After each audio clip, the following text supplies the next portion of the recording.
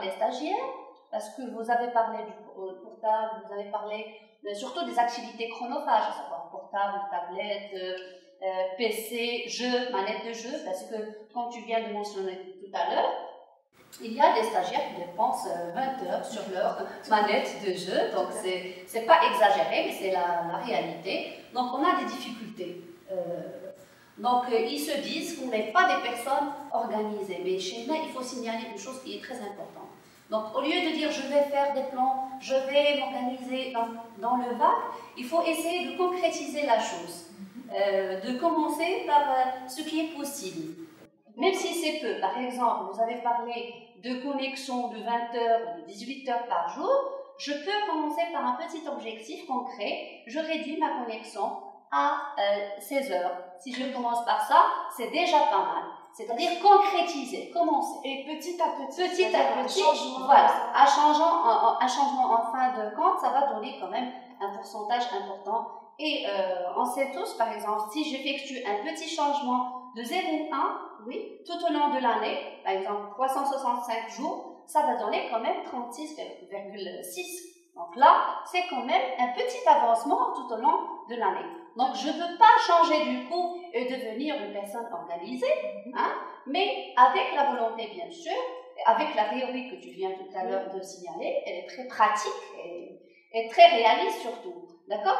Alors je peux commencer à affronter ces difficultés. Donc comme je viens de dire, les stagiaires disent qu'ils ne savent pas comment hiérarchiser les tâches à effectuer, ils ont beaucoup de choses à faire, ils ne commencent pas. Ils sont toujours stressés parce qu'on sait l'étroite relation entre le stress et la gestion du temps. Je n'ai pas commencé, je reste toujours stressée. Mais là, lorsque tu as signalé qu'on réserve 8 heures de loisirs, ça déstresse. Effectivement, je vais m'épanouir, je vais faire ce que je veux. Tout à fait. Et je sais que ça fait partie de mon droit. Hein. C'est-à-dire que la gestion du temps, ce n'est pas vraiment vous priver de ce voilà, que vous voulez. Pas travailler tout le temps. Mais vous l'organisez. Voilà, effectivement. Alors là, les stagiaires se disent, je ne termine pas les tâches au délai. Par exemple, ils ont un exposé à faire, ils le font la veille. Et du coup, ils vont avoir des problèmes de présentation orale, des difficultés de prestation devant un public. Donc ça vient aussi de l'organisation. Ils sont distraits également par les appels téléphoniques, comme on vient de le signaler. Et d'ailleurs, c'est Monsieur Tout-le-Monde qui est concerné par ça. Et ils ont bien sûr du mal à se mettre au travail. Là, Shaima, s'il te plaît, tu vas nous expliquer ça parce que c'est très important. C'est très intéressant. Donc, ce sont toutes des difficultés. Mais là, on va quand même zoomer sur cette dernière. J'ai du mal à me mettre au travail. Ça nous fait directement penser, dans le monde de la gestion du temps, à la procrastination. Exactement. Donc, la procrastination, qu'est-ce que c'est? Alors, c'est en effet cette tendance que va avoir une personne à reporter les tâches, à les laisser traîner pour un délai qui va quand même se reporter à chaque fois. Donc, c'est quand même des fois inutile de le reporter, mais on se retrouve à dire, bon, c'est pour demain, la semaine pour prochaine. Voilà. Oui. Et on parle dans ce même sens des retardataires, c'est des retardataires chroniques. Ils font laisser les choses traîner, ils les retardent, ils les reportent. Et donc, on dit dans le jargon de la gestion du temps que ces personnes sont en train de procrastiner. Exactement. Des fois, c'est parce qu'il n'y a pas une satisfaction immédiate. Si on prend l'exemple d'une sortie entre amis, oui. Une fois que je suis entre amis, eh bien, je ressens de la satisfaction. Exactement, oui. Par contre, si je suis appelée à préparer pour un examen, la satisfaction n'est pas... Je dois attendre les résultats. Voilà. Exactement. Et donc, cette attente, elle peut me pousser à vouloir procrastiner, laisser pour plus tard. Ça, c'est une raison. Et on a quand même beaucoup d'autres. Pourquoi est-ce que les personnes procrastinent? Comme tu l'as très bien précisé, c'est le cas de toutes les personnes. Oui. Sauf que les raisons peuvent être différentes. La première raison, c'est le stress.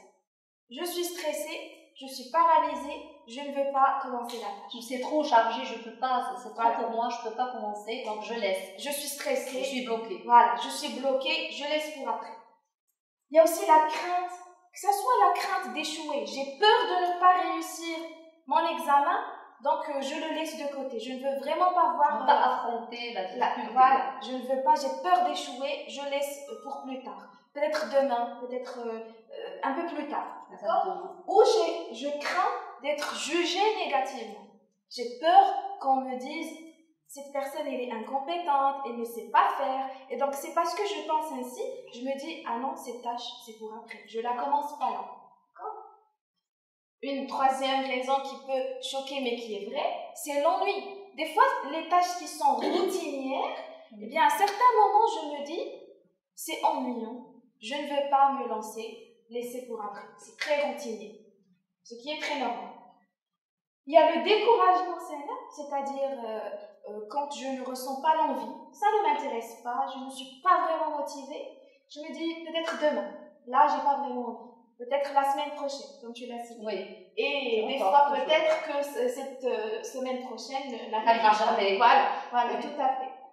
Et là, la dernière raison qui, à mon avis, est très très importante, là on est sur une procrastination qui n'est pas vraiment consciente, c'est-à-dire je me dis, alors, j'ai un rapport de stage à faire.